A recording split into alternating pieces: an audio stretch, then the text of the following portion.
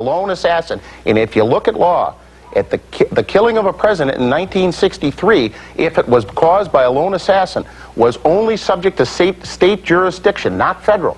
And Texans came out and they said it was a lone killing. Therefore, they had exclusive jurisdiction to investigate the case and prosecute. Craig, are you indicting the whole Lone Star State in your theory? I don't have to, Geraldo, and the reason for that is, if you look at history, and no one is going to deny it on this panel, on the evening of the assassination, the truth of the matter is Lyndon Johnson called people in Dallas, including the Dallas District Attorney, and told him to charge Lee Harvey Oswald with being a lone assassin, regardless of whether anything else he could prove. Do you allege that LBJ himself called together a group of co-conspirators and said to them, I want this man dead, I want him to be killed in Dallas? Absolutely. Absolutely. And that he specifically ordered a murder? Absolutely. And in fact, if you go back and look at history, in 1961, Billy Saul Estes, who was one of the people involved with the scandal involving Johnson, has testified that Johnson ordered the killing of an agricultural agent down in Texas. That was when he was vice president. An interesting point that Robert brings up when he discusses his theory involving secret team is that what you state in your book is that the way we can determine the people who are involved in a secret team is by looking at who got the best jobs afterwards, and that's on page 439 of your book. Who in the world got the best job after the assassination? Lyndon Baines Johnson. Geraldo, if I may interject for a moment, you said who put the Warren Commission together. The answer is Lyndon Johnson. He appointed them. He asked Earl Warren to head the President's Commission. Warren said no, he didn't want to do it. He was basically drafted by Johnson and told that he had to do it. It was a matter of national security, that if the truth were known about this, that it could lead to World War III. The phony evidence planted against Lee Harvey Oswald that he was working for Fidel Castro, had that been made known to the public and had they believed it, Johnson would have no alternative. He would have had to invade Cuba. Had he done that and Castro survived and asked for help from Khrushchev, after the Cuban Missile Crisis, could not back down a second time. This was the excuse. This was the cover. And this is how they were brought in. You mentioned about the making of the commission and who assigned them. Lyndon Johnson had made the statement that one of those Warren Commission members, someone who we all know named Gerald Ford, could not chew gum and urinate at the same time. I think that's a very accurate statement. But if he honestly felt that way about Gerald Ford, why did he name him to this most important of commissions? And worse than that, President Kennedy, after the Bay of Pigs, fired Allen Dulles as director of the Central Intelligence Agency. Dulles hated Kennedy. His whole career was ruined by Kennedy, and he got to be named one of the 7 Warren Commission members. He certainly had an axe to grind. The late Madeleine Brown gained a unique insight into Johnson's role in Kennedy's assassination.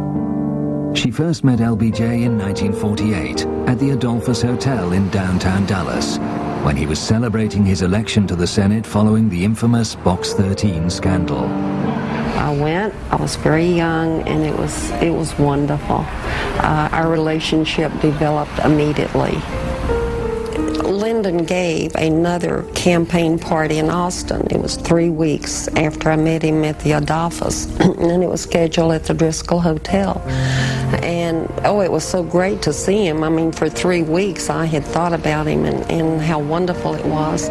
We were dancing that night, and he says, I'll see you upstairs. And he put a key in my hand. I still have that key. It was exciting. I felt naughty, but I felt good. I fell deeply in love with him. Yes, I did. I was just the other woman in his life, and my emotions are still the same for him as they were when I met him as a very young girl. But I'll always love him. He was the father of my son, Stephen. That intimate relationship with Johnson continued for many years. Through him, she became familiar with the closed world of power politics in Texas. On the eve of Kennedy's assassination, she attended a party at this house in North Dallas, the family home of oil billionaire Clint Murchison Sr.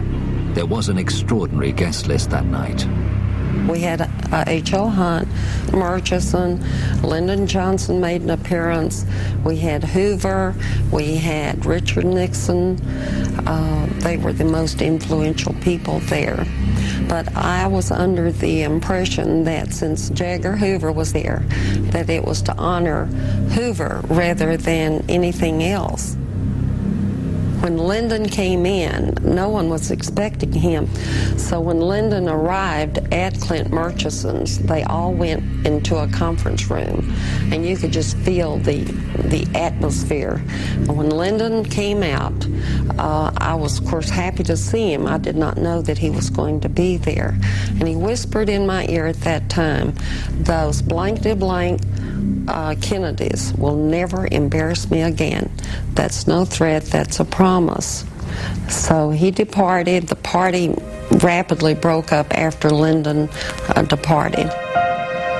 A seamstress and companion, May Newman, provides confirmation that this party took place at the Murchison family home on the eve of the assassination. She lived and worked in another Murchison house in Dallas for Virginia, Clint Sr.'s second wife. She speaks here for the first time. I started working for Virginia Murchison in 1962 until her death in 1997, approximately 36 years. I remember well the night before the assassination. I worked with a man called Jewel Pfeiffer, black man, which was Virginia Murchison's chauffeur. He got a call from her stepson, John, at the big house. They were having a big party for a very special guest that was coming from Washington to go to the party by the name of Bulldog, which I found out later was J. Edgar Hoover. And he said he was very excited about doing this, going on this trip out to the airport to take this special guest to a very special party, big party. And I asked him when he came back if he got a good tip, and he said no, and he was very, very upset. He had to go back that night to take J. Edgar Hoover to the airport to go back to Washington. And he still didn't get a tip. Further verification of Hoover's presence in Dallas on the eve of the assassination came from a friend of May's who worked at the Murchison family home.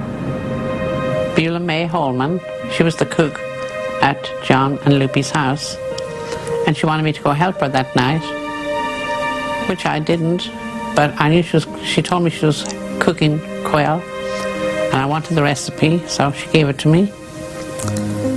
She said there was a very important guest by the name of J. Edgar Hoover that was coming in, and I should go out and help her so I could get to meet him. If it was a film star, I probably would have gone, but I didn't know who he was. No, not at that time. Early the next morning, only a few hours before the assassination, Madeleine received a phone call from Johnson, who was back in Fort Worth with Kennedy. Lyndon called me from the Texas hotel, and he was still irate. I said, "Lyndon, about last night," and he went to cursing. He used foul language all the time, and he said, "Those Kennedys," he repeated, "they will never embarrass me again. That's no threat, that's a promise." And I'd like the entire world to know how I personally feel is the fact Lyndon Johnson knew about the assassination and was a part of it. Yes. J. Edgar Hoover on 2192. Are you familiar with this proposed group that they're trying to put together on this study of your report? No, I haven't heard of that. I've seen the reports on the Senate investigating committee that they've been talking about. I want to get by just with your file and your report.